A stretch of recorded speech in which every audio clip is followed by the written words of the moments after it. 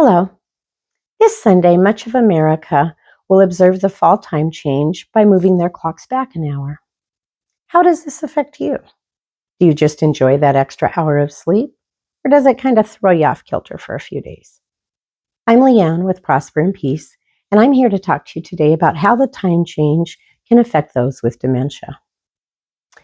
The exhaustion and the overactivity that occur with the time change and the difference in schedule can cause those with dementia to experience what we refer to as sundowning syndrome.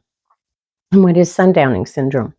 This is a condition where people later in the afternoon or in the evening will actually become more active. They'll become more awake, they will become more agitated, and even possibly be awake at night when they should be sleeping.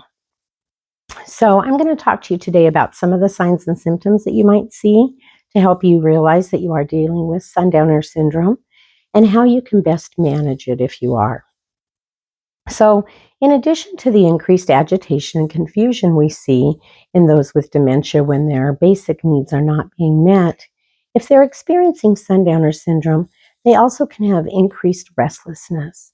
They'll be pacing, wandering, possibly being awake at night when they should be sleeping, as I mentioned previously. They can also be more guarded and suspicious, even a little paranoid.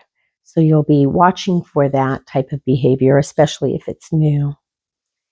They can also experience hallucinations, auditory or visual, with their hearing or their sight.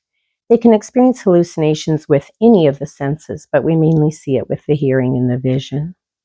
And then lastly, our mood swings, and they can have very quick changes from happy to sad to angry, back to happy.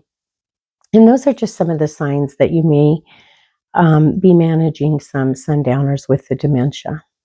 So what are some routines that you can do or habits that you can implement?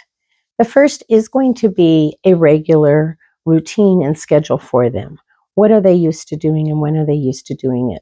Try to keep that as normal as possible. Second is going to be to avoid sleep disruptors. And here we're talking about things like caffeine, alcohol, and daytime naps. If you can avoid those, especially in the late afternoon, that's going to help them settle down at night. And then lastly, take them out for a walk in the afternoon.